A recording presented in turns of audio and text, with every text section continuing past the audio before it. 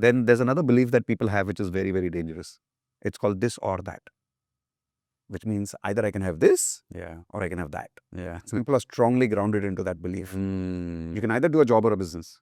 And do both. You can either do one business or you'll fail at two. Like you can't put your feet in two boats at the same time, they'll say. But these metaphors are just subconscious programming to believe that you can't be good at two things. You can't do two things at the same time. But let's look at all the millionaires in the world. How many businesses do they have? How many sources of income do they have? Multiple. So people want to become millionaires, but they want to believe that you can't do too many things at the same time. But actually all the millionaires are doing too many things at the same time. So we remove that block and suddenly how fast money comes in. You're sitting under a water fountain. You remove that block and boom, money comes in. Another very important belief is, okay, I'll tell you something crazy. Now let's go. I like that. People are poor not because they don't have opportunities. People are poor because they don't care about people. They care only about making money. I'll tell you my example, and that's been my money block at one time when I was struggling as a trainer. And this is my confession. When I was struggling as a trainer, I realized, and my mentor made me realize, he said, Mitesh, your biggest problem is you're so infatuated by money. You don't care a damn about your students. He says, you sit there fantasizing only about money all the time, and you don't care a damn about the students who are in front of you. So I remember those days when I was doing a corporate workshop at 5,000 rupees per day. And one day I called my mentor and I said, I'm struggling. He said, what do you mean? I said, I'm not able to make the kind of money I want. And I don't know why. I'm doing everything right. I'm doing affirmations. He said, because every day you only think about money. You're not happy about your students. You're not thinking about them. You're not having sleepless nights thinking, how can I add more value in their life? You're having more sleepless nights thinking, how can I get more students to make more money? But when those more students come to you, you don't care a damn about them. I had tears in my eyes that day. And I said, You got slapped on the face. is that who I am? Yeah. He said, yes, that's who you are right now. But you don't have to be that person all your life. So I said, then what do I do? He said, care more about people than money, and then more money will come to you than you can imagine. I was like, wow. Ouch. So I started caring for the first time. How? What you feel, believe is nothing but an affirmation that you've been telling yourself for many, many years. So now don't make an affirmation for attracting money. Now make an affirmation that says, I care for people. So many times people come for my advanced law of attraction workshop. It's been an entire 8 hours of day of the workshop. And people are like, you haven't spoken anything about affirmations. I said, because your goals are not going to attract until you don't change your beliefs. Exactly. So let's make an affirmation first to believe what you need to believe to make money first, and then make a goal affirmation after that. It'll work for you. So I started saying affirmations like, I care for my students. I truly love my students. I started using the word love for them. Wow.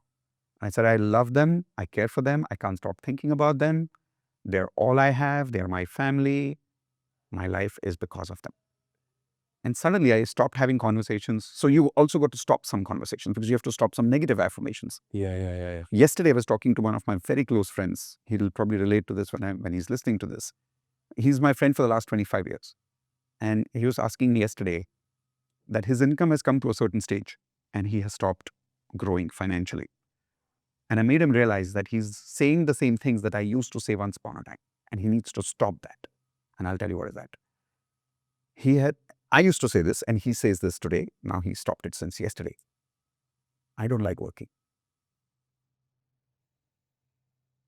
Whenever people ask him, are you busy?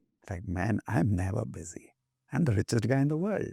I'm never busy. Work never bothers me. Tell me what you want. Now, it seemed like a great affirmation in the beginning to feel like very rich. But the other part of it, that I'm very rich, is good. But this part of it, which says, I never work. I don't like working. I don't like working hard. I like working smart. So the concept of smart working is such a fraud again. Because efficient working makes sense. But when people say the word smart, what they really mean is, I don't want to work hard. I want a shortcut. Like if I could get the work done in one day, I would rather not work for 9 days. But the fact of life is, When I'm talking about caring for people, that involves work. It involves real work. Like it involves taking more and more responsibility, not less and less responsibility. So I started saying, I stopped saying that affirmation that I don't like working. And I was a very lazy guy, by the way. Oh, another very crazy emotional frequency that blocks people's life is laziness. You go to the internet and you look for procrastination word. Yeah. The kind of Google search it has is more than any word in the world. It's crazy. Laziness, procrastination is the highest search word in Google. Yeah. Why? Because everybody's suffering with it. But the question is, why are people lazy? Because they keep saying this affirmation, I don't like working. Yeah. I hate work. Yeah. Well, if I hate work, then I hate the work. I hate the people involved in the work with me. Like in my case, if I'm a coach and if I say I don't like working, then I'm saying I don't like these students who come to me. Then why would my students come to me? Why would they get attracted to me? Right? Subconsciously, we're always talking to each other. Always. So if subconsciously I'm giving a message to my students, I hate working. Yeah. They're not going to come to me, no matter what I do. So once I released that block and I started loving work, I started loving my students, I started saying, I love working. Yeah. Now I say I love working. And I still say I'm lazy. That's okay to be lazy. Nothing wrong in being lazy when you want to be. But when it's overpowering you, it means then you have nothing to love so much. Because I guarantee you one thing. When you love a human being, you're never lazy around that person.